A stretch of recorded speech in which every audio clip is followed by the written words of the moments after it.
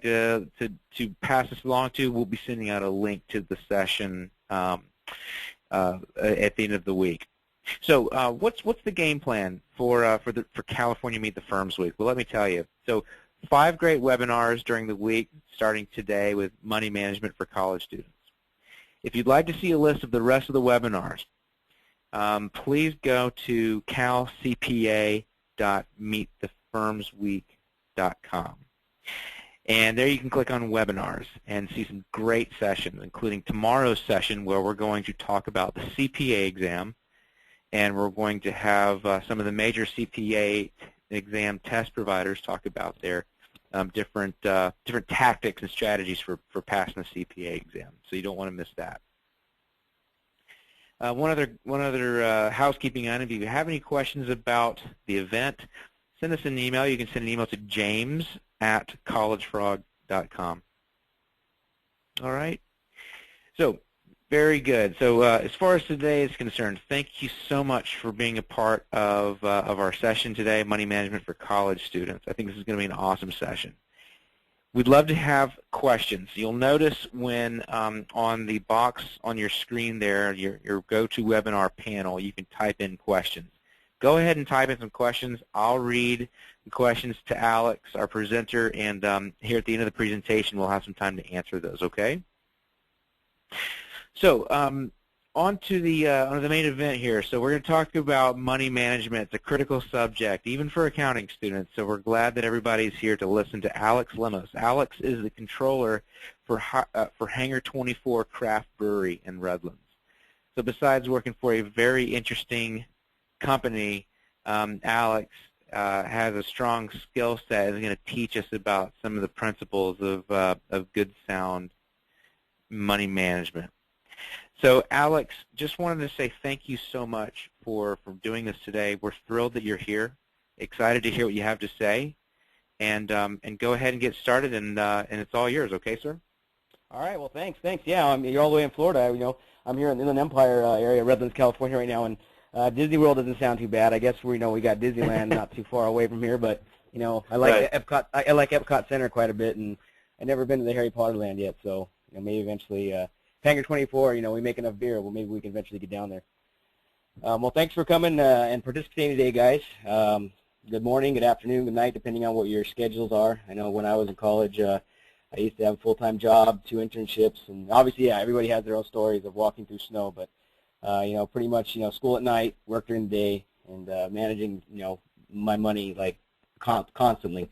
I think, you know, a lot of times, you know, most of us that end up working in finance, it seems like it's for the most part, you know, it seems like we, you know, for me at least, it feels like it was something that was a calling almost, you know. I mean, everything that I ever did growing up, you know, even video games and everything was all about managing resources, it felt like, and even, you know, playing games like, you know, selling lemonade and charging interest to people who aren't paying on time, stuff like that. So it seems to me more of a calling, and hopefully, you know, some of the stuff we talk about today will kind of hit home a little bit more on you guys, and even help you out and figure out some of the difficulties that come with managing your funds, and also, you know, even managing the transitions from, you know, high school, college, and even to firms, you know, stuff like that. This is a quick overview here. Just running a couple of the topics we're going to go over. Money management, obviously, being one of the bigger ones. You know, budgeting, saving, and investing, managing credit, and then we'll talk a little bit about insurance reminders towards the end. But for the most part, I want to focus on the top bullet, and we'll get going here. Just first, a little bit about myself. I born and raised in Southern California. I graduated with my bachelor's degree in business administration and accounting in 2006 from Cal State San Bernardino. From there, I started working for Smith Marian & Company, a local CPA firm of about 50 professionals, where I worked on the audit, tax, and consulting side of things. During the time at Smith Marian, for the 5 years I was there, I got my CPA license in 2008. I got my MBA in finance in 2009. And in 2011, I accepted the position as controller for Hangar 24 Craft Brewery in Redlands, California. Hangar 24 Craft Brewery, we're a regional craft brewery located in Redlands, California, obviously, and we produce and distribute craft beer, ours in particular, in all of California, parts of Nevada, and coming soon, Arizona. So, you know, if you see us around, you know, take a little bit closer look when you can. We've been around for 5 years, and we're growing pretty fast. I came about the 2.5-year mark, and they never had someone in the head of finance position before, which is what I do. And managing the 6 entities has been definitely a challenge, stuff that college and even my work in public accounting helped me prepare for. And we've been growing pretty quickly ever since, and it seems like, it never stops. And money management that I do here, is no different. There's some different things with, like, the tax-wise and some of the advanced programs are used, but for the most part, it's all about managing your finances in a strong and consistent manner. And we'll get one other thing. Actually, I'm currently the president of the Inland Empire chapter of Cal CPA. I've been involved with the chapter since 2006 when I was in college, and it's probably one of the best state organizations in terms of CPAs in the country and probably even the world. Yeah, I think it's done a lot for me in my career to be a part of such a great organization, and if you're a student and not a member, I highly recommend it. There's a lot of opportunity involved in terms of being involved in your profession and making sure that all the hard work that you put in to get your degree and even your license is not for granted.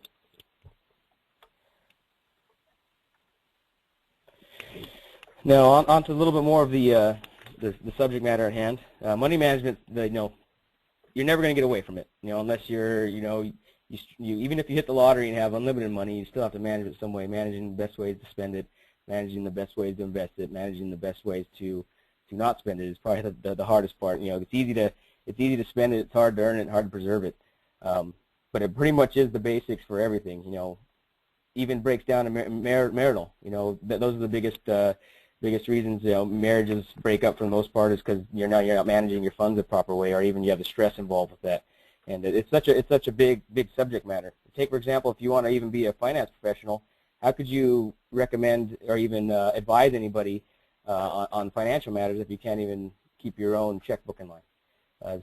Simple things as that. And I think, as finance students and college students getting a degree in accounting and finance, I think we have a huge advantage over people that choose different professions. We work in something that people have to deal with every single day.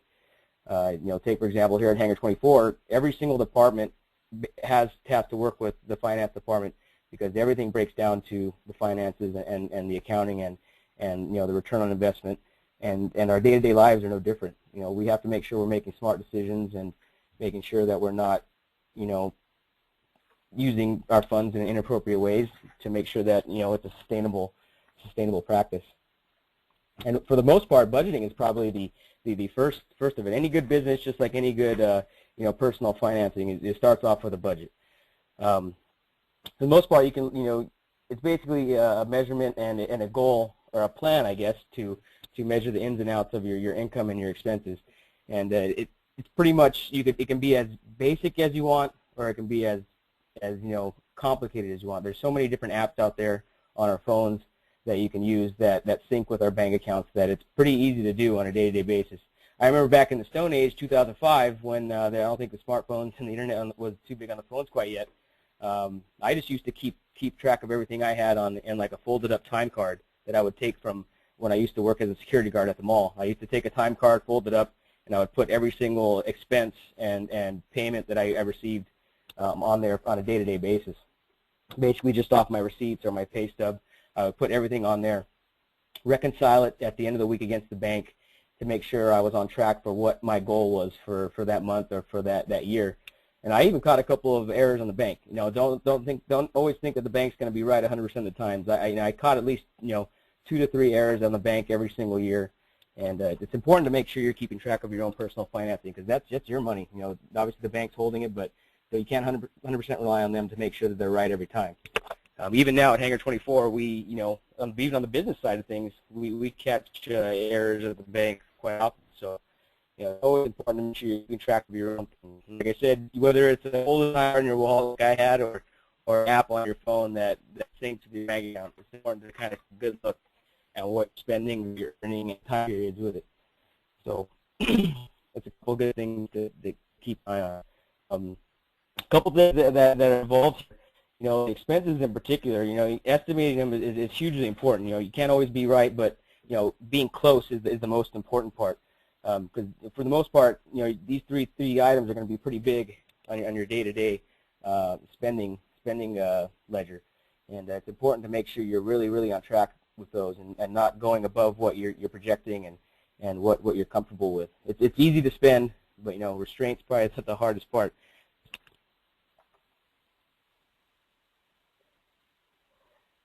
Now, if you don't have a time card to fold up like I did, or even you know, an app on your phone, just a simple piece of paper with these 4 items is a good start.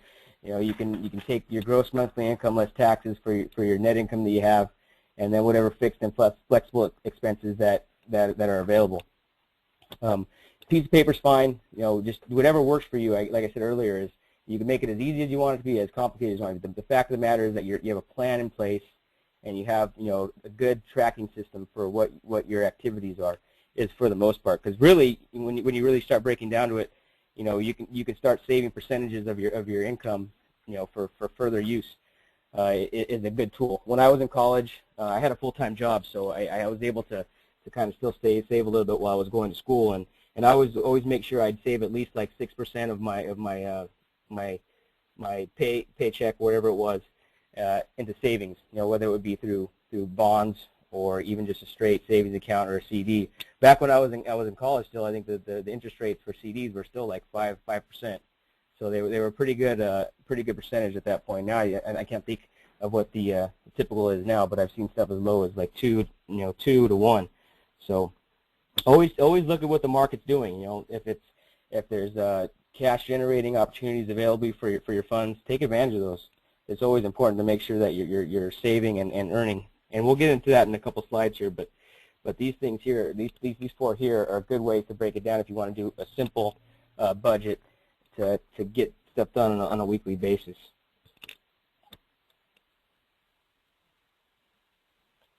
And really, you know, those lines are great, but when it comes down to it, is the devil's in the details. You know, you have to know exactly what you're doing if you want to really make an impact and make a change in your plan. For the most part, if you drill stuff down, just like a typical business general ledger, you're going to want to drill down on those 4 lines if you know, that's part of your plan, and see where all your money is going. You know, for the most part, you're going to find out that 80% of your expenses are going to a couple of key items for the most part.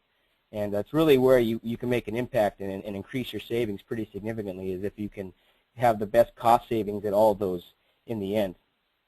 I remember just looking back on some of the things that I used to spend it on, is that, you know, for the most part, the 3 things were budget for dining out, a budget for entertainment, and a budget for fuel. Those are the 3 things that are going to end up being the largest portion. At least they were for me. You know, it might be different for you, but for me, those are the 3 main categories. In fact, I think they still are. Luckily, I work for a beer company, and they give us free beer, so I mean, you know, at least that part of the budget is available. But for the most part, you can make really big changes and big impacts just through the small changes. Obviously, you always hear about those things. Well, take your lunch to school. You take your lunch to work with you. You know, go ride a bike. You know, go ride a bike instead of driving. You know, stay in and rent a movie from Redbox every once in a while. You know, that would be great if that was the fun thing to do all the time. But let's be realistic, and you know, that's not always the funnest thing to do. You know, those 3 things. You know, we have to be realistic. So always try to make a plan for yourself. I think that's what the main theme is. This theme of this is make a plan and stick to your plan. You know, that's where you can really you know, improve your budgeting and your finances in a strong manner. Just by those 3 things that I talked about earlier, you know, budgeting for dining out, budgeting for entertainment, and budgeting for fuel.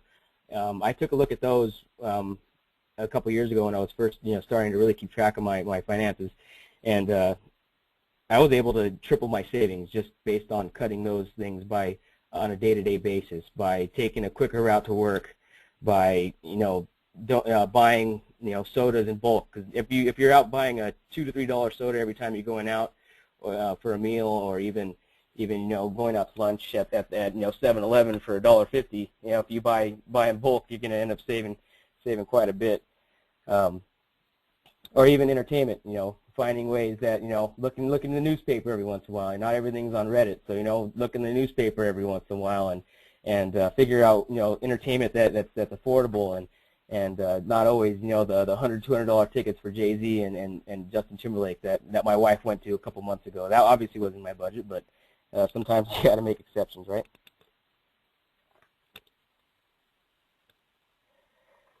So now you got a good handle on your expenses and your income. But what happens once you finally start getting into your career and you start your income goes up pretty significantly? You're gonna have to adjust to that. You're gonna have to you're gonna have to look at your plan again to see exactly what you want to do with such large increase. And there's always ways to do this. Just got to be ready for it. Everything's ready. Everything's possible if you have a good plan. And for the most part, once you get out of college, you will see that your income is going to be different. You're going to have a lot more disposable income available.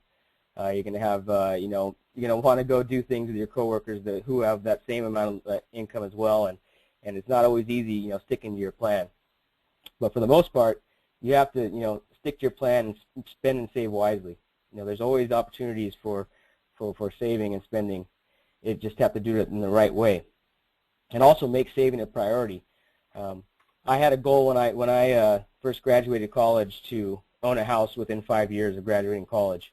Through working a couple different things in my budget, purchasing some investments that ended up paying off for me, I was able to buy that house within 3 years. So there's ways that you can work to make sure you're hitting your goals and plans in a quicker manner that you've set. But it's all about making sure that you have a solid plan in place to do it. Because stuff always happens. You never know when you're going to need new tires. You never know when you're going to need new glasses, stuff like that. It's all about making sure you're planning for everything. Make sure you also have savvy shopping skills. There's always deals out there available. Research anything that you want to get. Say it's a big purchase, and I think most of us are already doing this already. Is don't always go for the first thing you see. Have a little bit of restraint. There's always deals out there that people really make, and even talk to the people that work at each place. There could be something that they can do for you in terms of like even percentage off and everything if you make a commitment to buy then and there. It's all really about reviewing and doing your homework and everything. Going into there with a plan.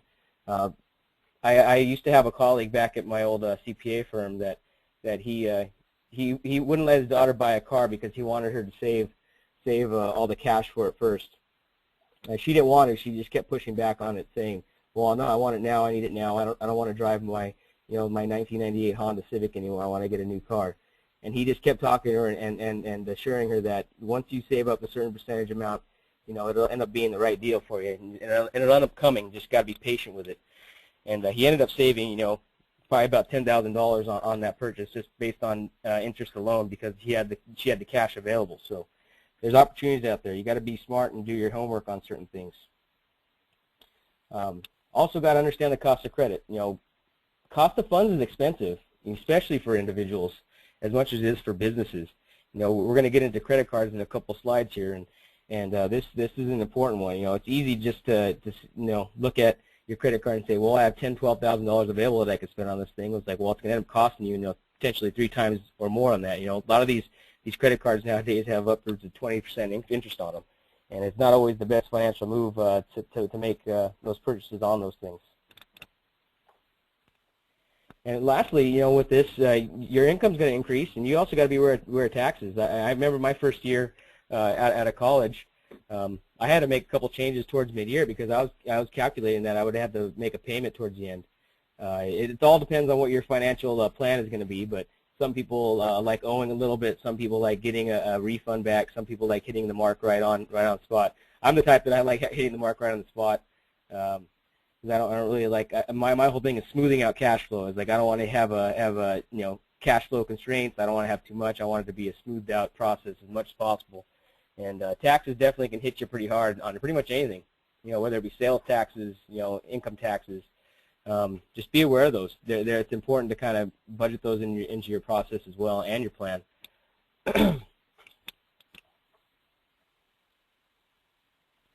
Now, here's the thing that we really don't, unless your parents and everything have instilled the philosophies into you early on. Wealth is something that we talk about. I don't know if we really understand quite a bit, and ways that people get there for the most part.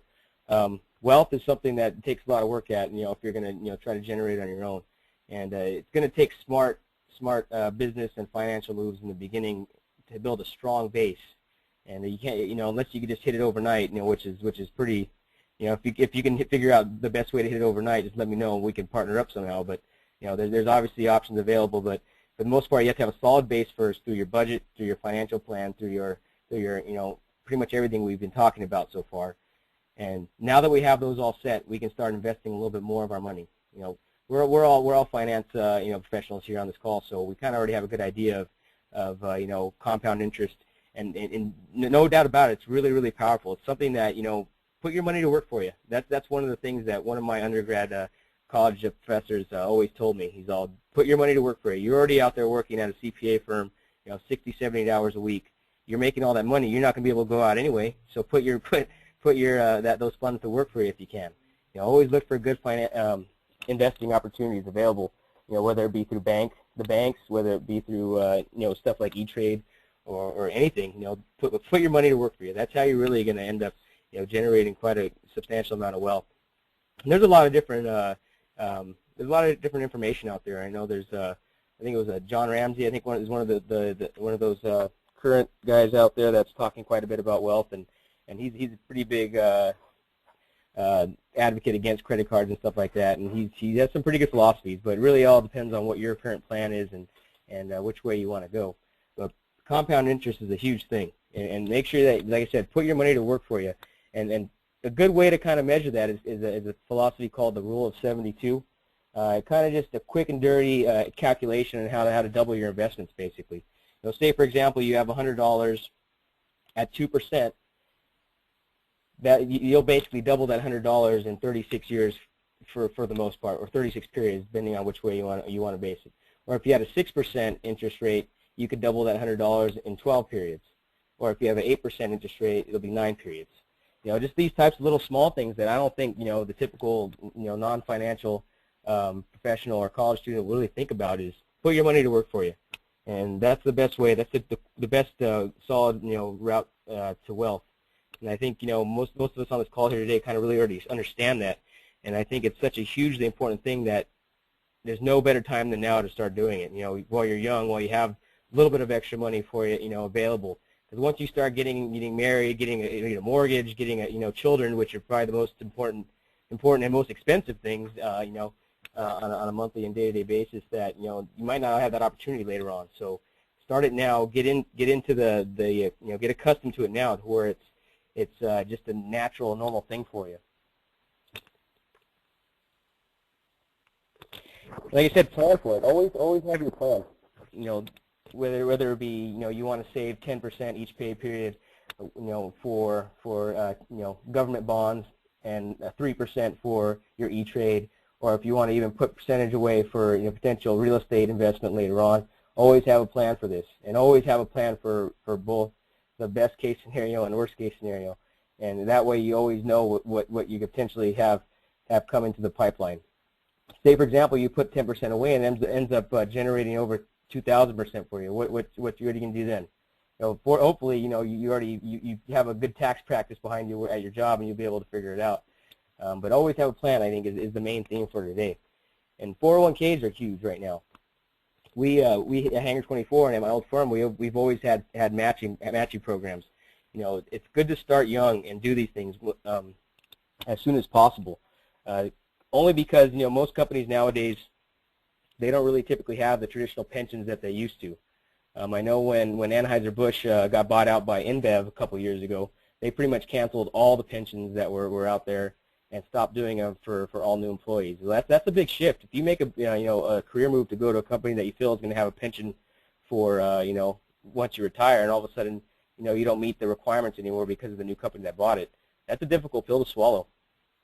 Nowadays, the 401ks are and also you can't rely on government subsidies anymore. You have to do it on your own. 401ks are a good way to do it. For the most part, if you work for certain companies that offer matching, you got to make sure you match that with them. If you're not matching with what they're contributing for you, you're basically giving money away. I think we do 4% here, and I always make sure I give at least that 4% each pay period if possible, because if you're not, they're already basically giving you money. They're saying, here, take this money, and if you're not accepting it, you're basically giving it away. Credit cards.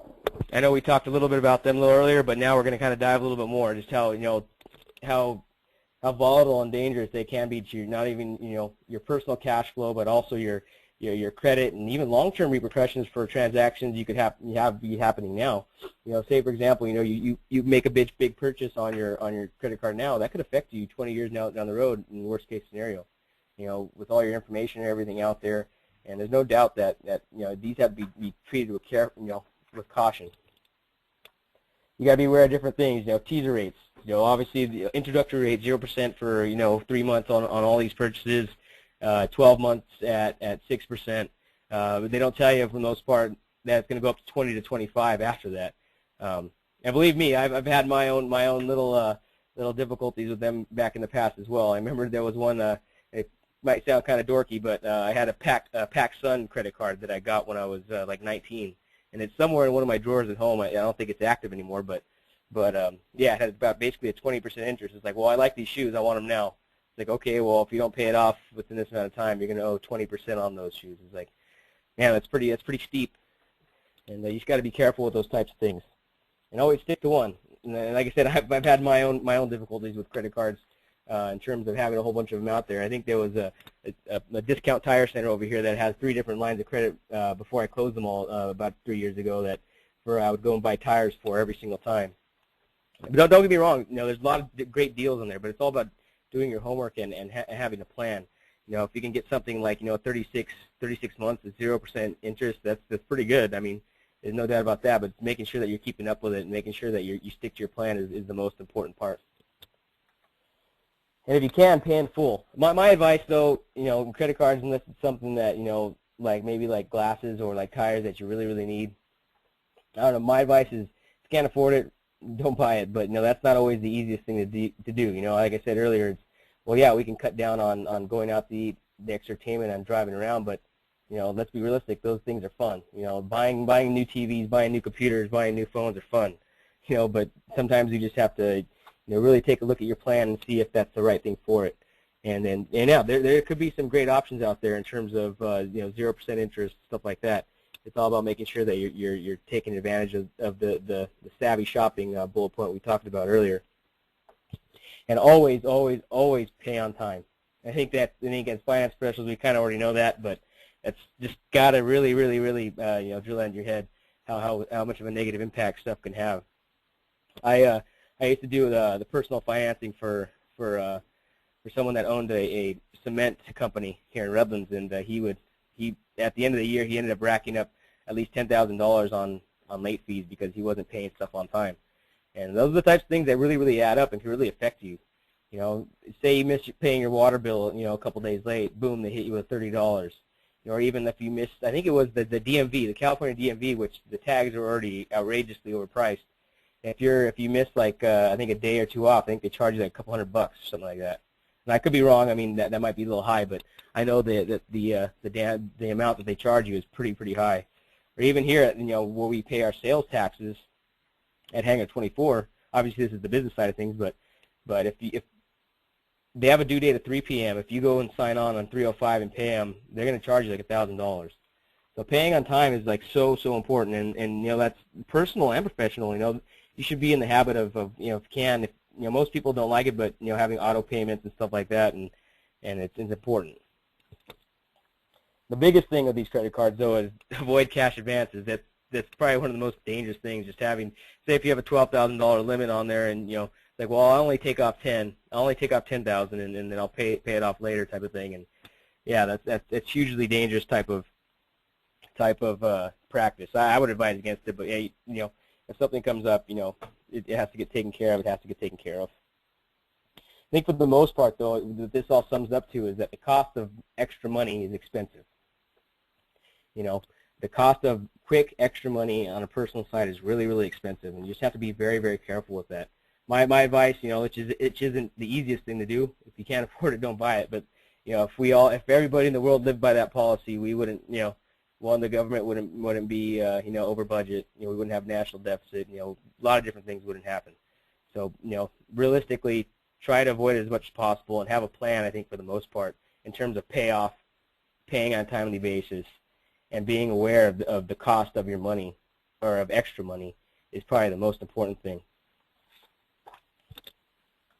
And we want to even go a different layer on these for the credit cards is protect your history. There's a lot of identity theft out there. I just got one of my ATM cards got fraud the other day. I had to go to the bank and get a new one. I guess they must have got it at a bank at one of the ATM machines or at the gas station, because that was the last transaction I had, and they were trying to process a couple payments like in New Jersey or something like that. So you just got to be careful with your information and everything, because people could steal this information and use it against you. Like I said, one transaction could affect you 20 years down the road, for all we know. Stay within your limit. Say for example, you want to buy something for $400 on your credit card that you have to buy, and well, you look at your budget and your expenses for the month, and your monthly cash flow that you're going to have free to pay for this is only going to be $300. Well, you're going to have to shop around for something else, because you only going to have $300 available potentially. So you're going to have to review your plan and review what you're going to have available to stay within that plan. Review your statements. Like I said earlier, it's so hugely important to kind of double check what each of these companies are doing. They're not going to necessarily have your best interest at heart, so you got to look out for yourself pretty diligently. Like I said earlier, I caught at least 3 errors at the bank a year on my own personal stuff. These credit card companies, are no different. Who knows, if someone has got a hold of your information and used it to buy a bunch of small things that you probably wouldn't have noticed unless you looked at it on a regular basis. But as financial professionals and accounting professionals, I think we already know these types of things. It's like you got to double check your stuff. If you're not double checking and you're not planning for these things, you're basically going about stuff blindly. Say for example, you want to go drive somewhere. You wouldn't do that without getting directions, right? So just have a plan and review what has happened in the past to figure out the best course of action. This one too is pretty important. Lost or stolen cards, report those right away. You never know who got them and they're using them. They could use them within minutes after they've taken them from you or found it. I had a friend that lost his when he was out at a concert one time. We got out of the concert and he already had at least $1,000 worth of charges on his stuff. The guy must have been using his phone to buy stuff. Whoever stole it from him must have been using his phone to buy new things. So my advice is keep the number of your credit card company along with the information for the credit card saved in your telephone somewhere, or even in your wallet if you have to kind of, if that ever happens in terms of loss of card or, stolen card, you can call within minutes. Because stuff can happen so fast nowadays. It's not in the same days of the, where, you can't use cards everywhere. Cards can be used quickly on the phone, within a matter of minutes. And your personal information. Make sure you always keep track of that. They offer some of these free credit report things nowadays, which I'm not too big of a fan of, but some people I know have some big success with them, and because they can identify when people are using their information. Always make sure you're keeping track of that type of thing. Like I said, stuff could affect you 20 years down the road. You won't know now until it happens way down the road.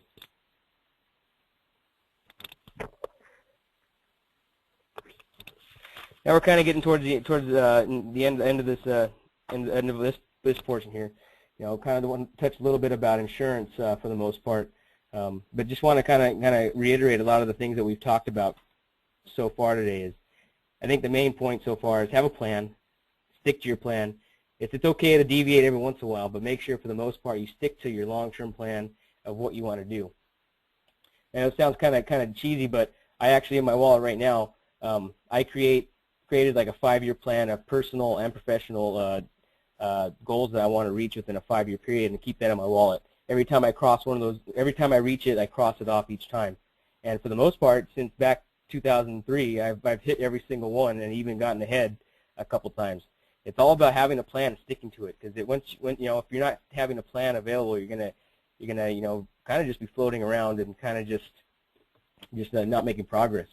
But for the most part, I mean, it sounds like for the most part you guys, you're on this call today, so it seems like you have a little bit of initiative. So, you probably already have this stuff, locked down already. So, I'm already preaching the choir on that one. Insurance reminders. This is another one of those expenses that for the most part, it's either a requirement or it's, something that it's good to have for the most part.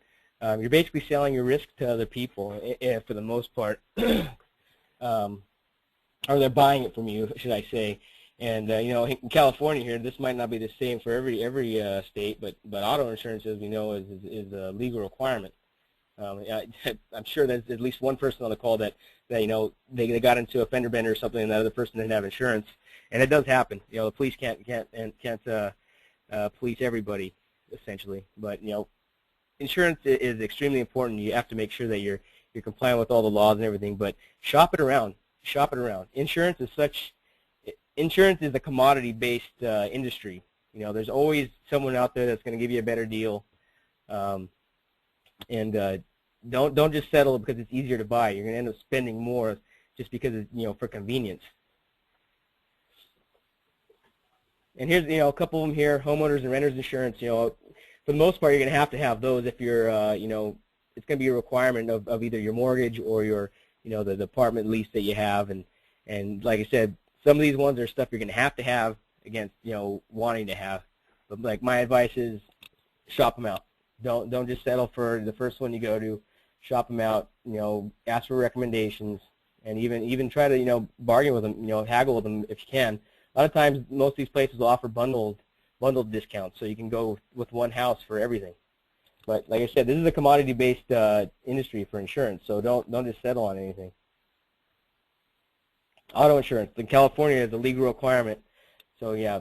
My advice, I don't know, unless you really want like a Cadillac plan, I would just go for whatever you can afford now, and even try to go lower if possible. I don't know, unless you have a Ferrari, and if you have a Ferrari right now, I mean, do you need a new controller? Because I'm willing to submit my resume for that. Health insurance. A lot of changes are going to come to this, so I mean, you could spend a whole couple hours on health insurance, which is going to change coming up here. I was on my parents' health insurance until the last year possible. So I mean that can all really be in your own personal circumstances, but that could be really, really expensive. I think now for my family, I think I pay after what work offers as a benefit. I think I already pay like at least over $900 a month. So that could be really, really big chunk of money that you could not have planned for, because one, either you're already still on your parents' plan, or some circumstances may be changing, like you can have a child or you're getting married that you have to bring on your wife or your husband on. And there's definitely stuff that really you don't think about. All of those little things that well, insurance is expensive, but some of these little things are the ones that really add up and hurt you the most in your budget and your plan. I remember when I first bought my house, it was like some of those small things like mops and vacuums, and it's like everything starts to add up. It's like, and floor cleaner. It's like, man, who knew all this stuff would add up so much. Little things as even toilet brushes. It's like who even knows you have to buy these things. I don't know. That's just me though. So you probably already have a plan in place, and I'm just reinforcing some of the decisions you guys have already made to kind of have a commitment to strong financial practices. But hopefully some of these things so far today have kind of really helped you guys out in terms of having a good solid plan in place, and some of the things that helped me plan and hit some of the goals that I've had so far in my short 8-year career. It wasn't too long ago that I was at the Meet the Firms, really trying to get my next big career move going, and it's really stressful, but at the same time, if you have a good plan in place, it can make it a lot easier. One less thing to worry about, and let you focus on stuff like the CPA exam, which was such a delight to take that I'm really excited for you guys to get going on that one. But that's pretty much it for me today. Hopefully some of the stuff hit home for you guys and really added some value. I know you guys college students, time is at a premium, so if you have any other questions, let me know, and feel free to contact us at Hangar 24 or at Cal CPA Inland Empire chapter anytime, and we could talk further.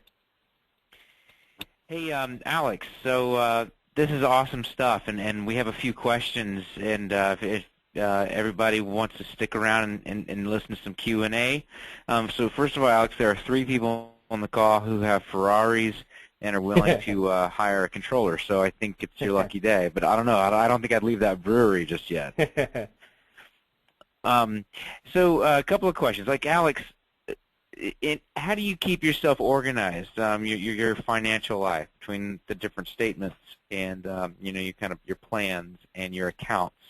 Do you you use anything in specific just to sort of keep this all together, nice and tidy?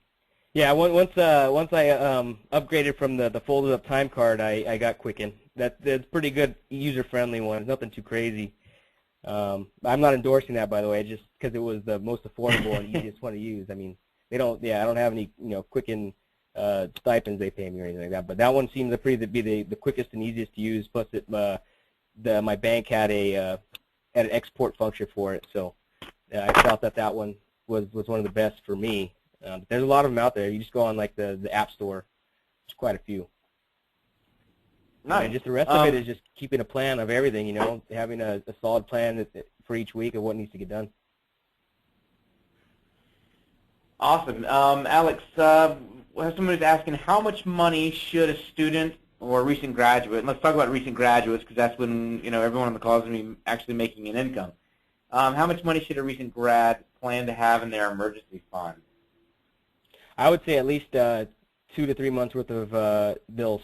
That's a good plan because 90 days is typically a good benchmark. You never know medical conditions happen or you never But my thing was at least 2 to 3 months.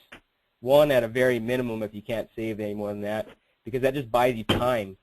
Buying time is the most valuable resource, and if you can have a little bit of buffer for time, whether it be find a new job, get healthy, that's the most important part. Got another question here, Alex. How often should people check their credit report?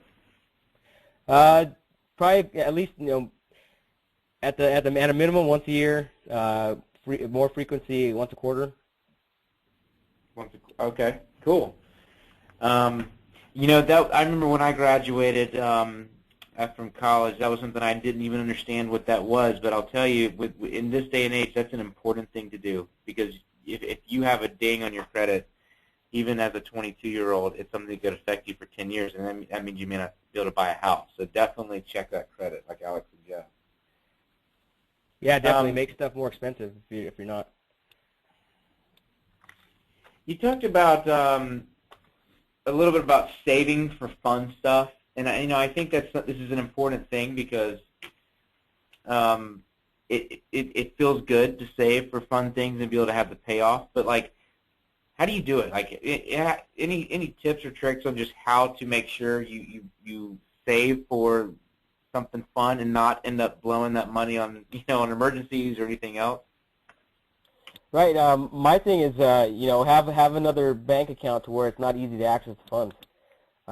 Have them deposited. Have a plan of what you want to save and what you're going to do. Say, for example, we want to go visit you down in Florida, and it's going to cost us $3,000 for everything. Food, flights, hotels. Hopefully, you let us stay at your house so we don't have to pay for the hotels. But having that plan and a separate bank account is a good thing to have because you're not going to have easy access to it to make transfers back and forth. You're not going to be able to draw on it right away. It's going to take a little extra effort to kind of do that because really the effort, putting the resistance of getting your funds is really a good internal control to kind of stop you from just spending them right away.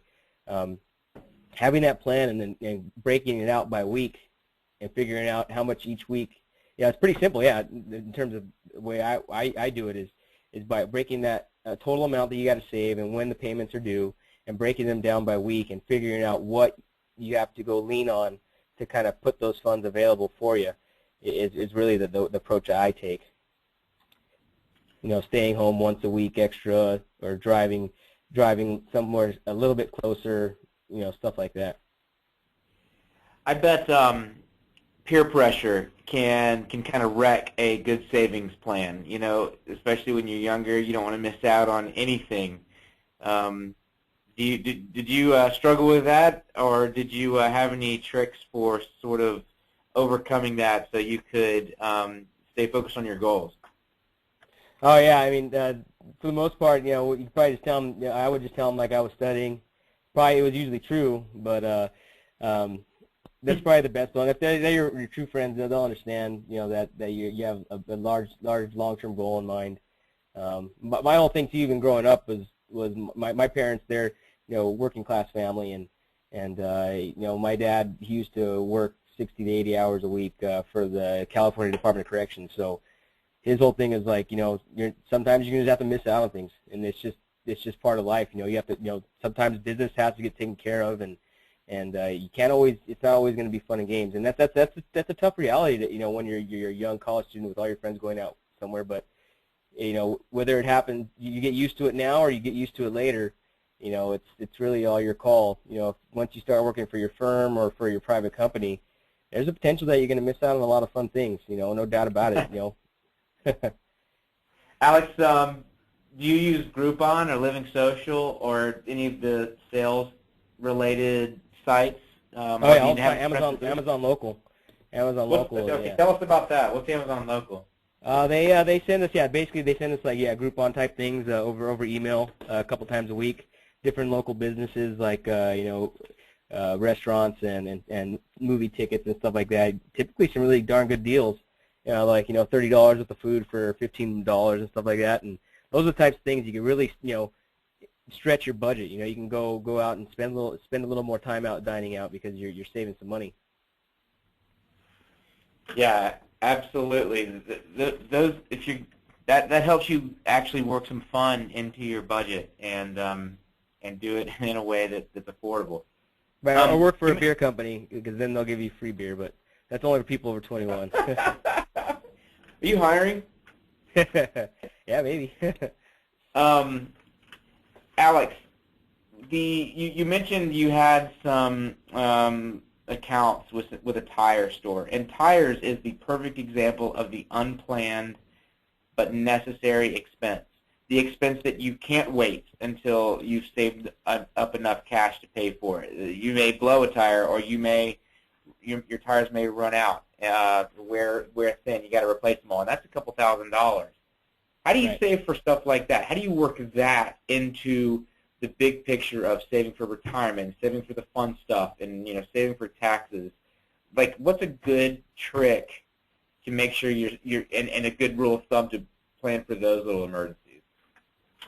Just always have your savings. Hopefully, you have a good savings plan already in place, and that'll be part of it. You can say you save $100 each week, and you designate part of those $100, 20 of it for potential, obviously, and this is just worst case scenario thinking and a little more detailed probably because that's just the way I think, but saving a part of that $100 for certain things like tires or glasses.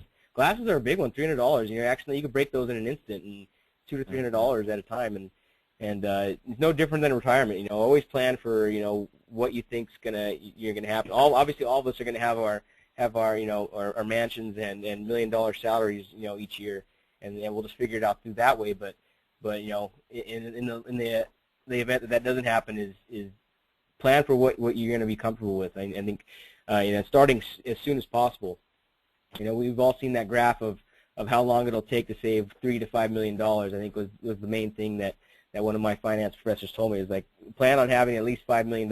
Who knows what $5 million is going to be worth when we all retire, but that's a good benchmark to go off of and kind of calculate using the rule of 72 or even the compounding interest that we've learned in our financing classes to figure out the best way to do it. It's all about making sure you're planning for it now and allocating the proper amount that you feel is going to make the most impact for you later on. Yeah, man, that's some great advice. And these emergency funds, is it wise to create a little secondary bank account so you can route your funds into that?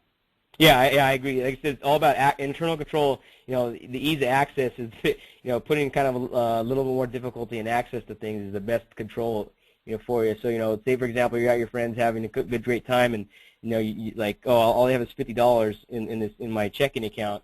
That'll get me, five drinks of this. But I have all this extra money that I can just transfer real quick into here, and maybe we could be having fun, the whole weekend. Those types of things, it is the biggest control you could put. Ease of access, just like inventory control. You don't want the people out in the warehouse stealing all the produce or the bottles of beer out here. So we have an inventory control person stopping access type of thing. Tell us a little bit more about Hangar 24, Alex.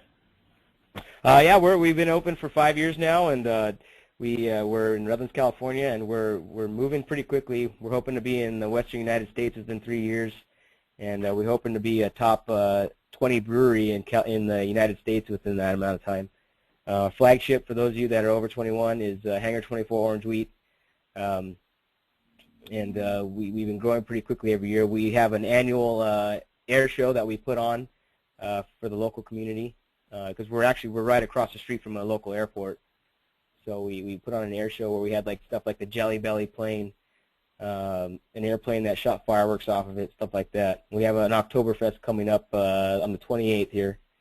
So we're a good local community. We're not as big as places like a Sierra Nevada or a Sam Adams, or a Stone. Stone Stone and Firestone Walker are two of the bigger ones in California, along with Sierra Nevada. So we're not in the same. We're not as big as they are, but we're kind of like in the mid-range Sure. size regional brewery. So That's awesome. While you were answering that, I want to make sure everybody heard about it, especially for those who are over 21. Unlike me in Florida, I can't access it unless somebody bothers to send us a case. Hint, hint. But anyway, one last question. A student was asking, I'm starting to save a little bit of money because of my entry-level job. I don't want to leave it in the bank. It's not money I want to put to retirement. So what should I be doing that gives a little bit better interest rate than just leaving it in my bank account? Any thoughts on that? Yeah, what I used to do, and this is actually my parents kind of started it for me, is they bought savings bonds, Series EE. And those will be, the interest rate on those fluctuates based on the economy. I thought those are a good, secure investment.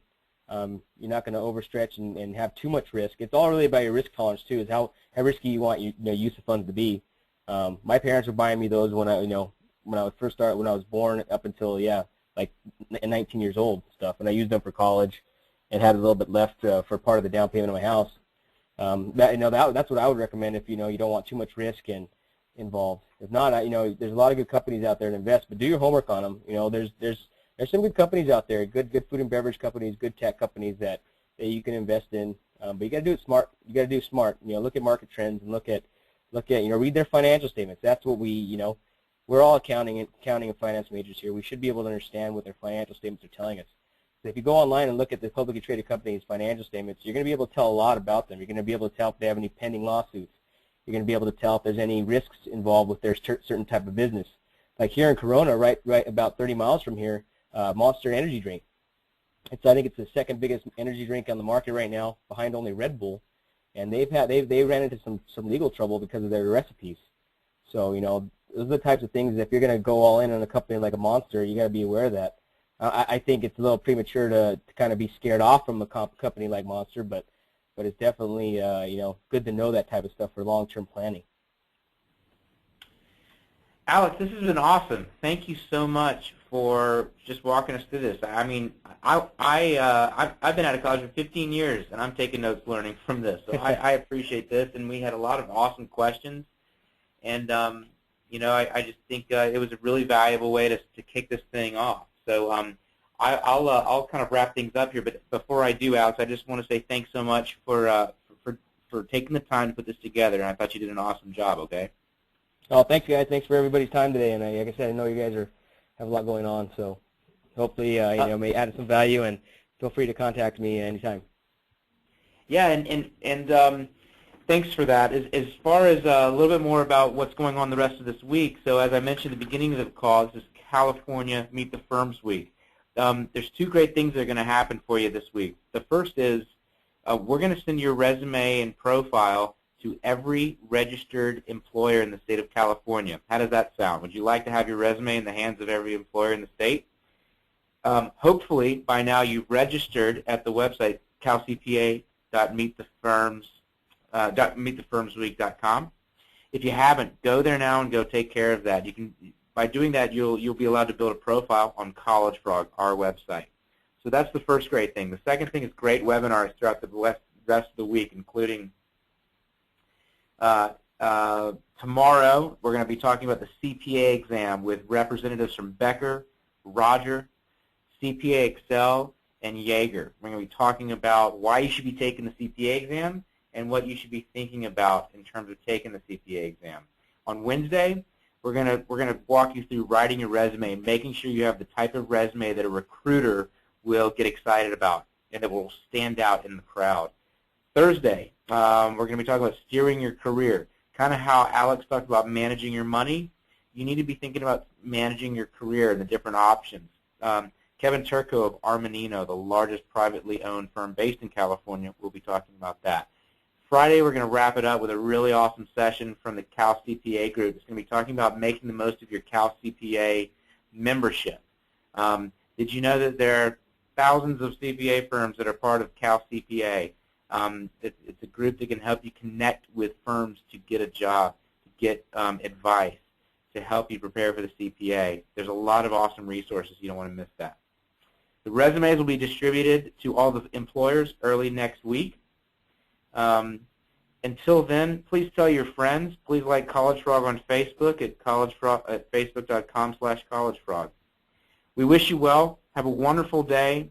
We'll sign off now, but I hope everybody has an awesome week, and thank you for participating. Bye-bye.